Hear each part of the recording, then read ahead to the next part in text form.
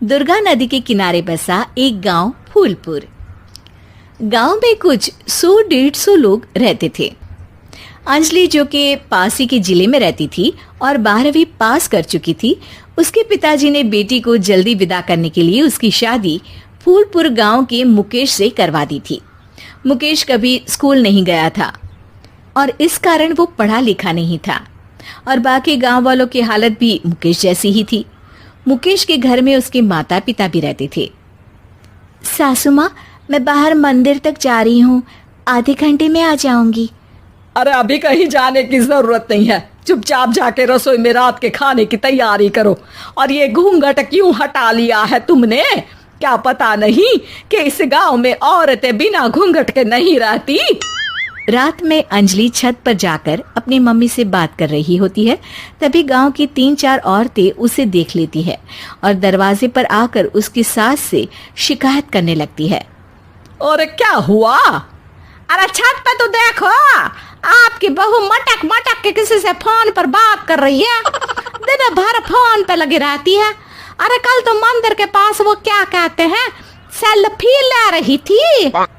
शहर की बहू रखना अच्छा शान की बात है, पर देखना इसके लक्षण से ये तो तुम्हारे परिवार को बदनाम ना कर दे। ये पहली बार नहीं था जब सास से गांव के लोगों ने अंजलि की बुराई या शिकायत नहीं की हो। अब तो ये रोज की बात थी। अंजलि ये सब सुन लेती है। जब वो नीचे जाती है तो मुकेश भी वहां आ जाता है। सास कहती है, बेटा, लोग घर आकर शिकायत करने लगे हैं बहू के कामों की।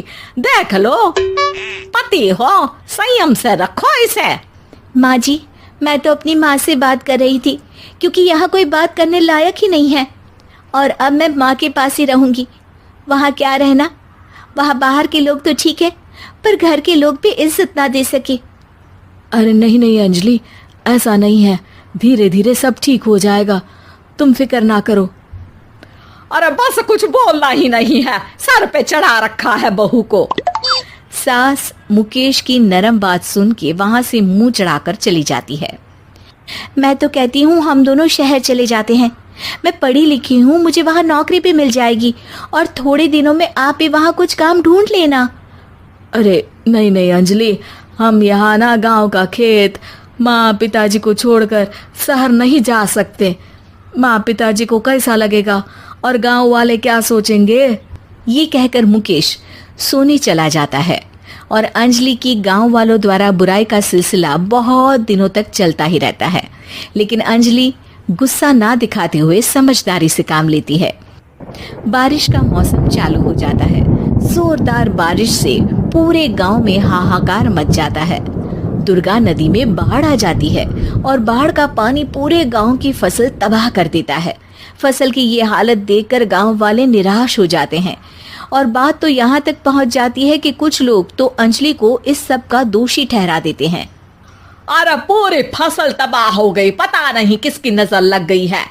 अरे जब से चौधरी परिवार में ये शहर की बहू आई है ना, तब से ही गांव की शांति चली गई है। इसके कर्म कांड से माँ दुर्गा नदी भी खुश नहीं है। ये सब सुनकर बेचारी अंजलि रोते हुए अपने घर चली जाती है। कुछ दिन बाद सभी गांव वाले अपनी फसल का मुआवजा लेकर अपने अपने घर आते हैं। मुकेश भी 1500 लेकर आता है। अंजलि को जब पासबुक दिखाता है तो अंजलि हैरान हो जाती है। अरे, ये पासबुक में तो उन्होंने 4000 की एंट्री करी है और आपको सिर्फ 1500 दिए। सच में? अरे, वो सरकारी अफसर आपको बेवकूफ बना रहे हैं। सरकार की तरफ से हमें 4000 मिले हैं, लेकिन बाकी का सारा पैसा खुद ही खा रहे हैं। आप लोग के अनपढ़ होने का फायदा उठा रहे हैं। ये सब सुनकर मुकेश परेशान हो जाता है, लेकिन अंजलि उसे हिम्मत से काम लेने को कहती है और सुबह होते ही मुकेश को पंचायत कार्यालय ले जाती है और साथ में गांव के और लोगों को भी। आप सरकारी बाबू क्या गांव के लोगों को बेवकूफ समझते हैं? आपको क्या लगता है ये पढ़े लिखे नहीं है तो आप कुछ भी मनमानी करेंगे? ये बेचारे दिन रात इतनी मेहनत करते हैं, ये हमारे अन्नदाता हैं और आप इनके साथ ऐसा धोखा करते हैं। अरे क्या बके जा रही है ये लड़की, किस धोखे की बात कर रही है? अपने कांड करके नदी माँ को नाराज करके हमारा नुकसान करके इसे चैन नहीं मिला क्या? सरपंच जी, इन सरकारी बाबू ने मुझे बेवकूफ बनाया है और मेरे हिस्से के पैसे खुद चट कर गए। बस ये सुनते ही सरपंच वहां से दुम दबाकर भाग जाता है। पता चलता है कि जनपद अधिकारियों ने गांव के सरपंच के साथ मिलकर सबके साथ धोखा किया है। सब लोगों का विरोध शुरू हो जाता है और आखिर में अधिकारी सब गांव वालों के हिस्सों के बचे हुए पैसे उन्हें लौटा देते हैं और कई दिन तक सरपंच गांव में लौटता ही नहीं। अंजलि, तुम नहीं होती तो हम गांव वालों को तो पता ही नहीं चलता कि ये हमें हर बार बेवकूफ बनाते हैं। हाँ हाँ अंजलि बेटी, हमें माफ कर दो। हम सब तुम्हें बुरा भला कहते रहे, लेकिन तुमने ही आज हमें बेवकूफ बनाने से बचाया है। हमें तुम पर गर्व है बेटी। अब समझ आया कि सरपंच तुमसे नहीं, तुम्हारे पढ़े लिखे होने से नफरत करता था। क्यों ना इस बार हम अंजलि को ही सरपंच पद के लिए चुन ले? क्या कहते हो गांव वालों? पढ़ी लिखी सरपंच।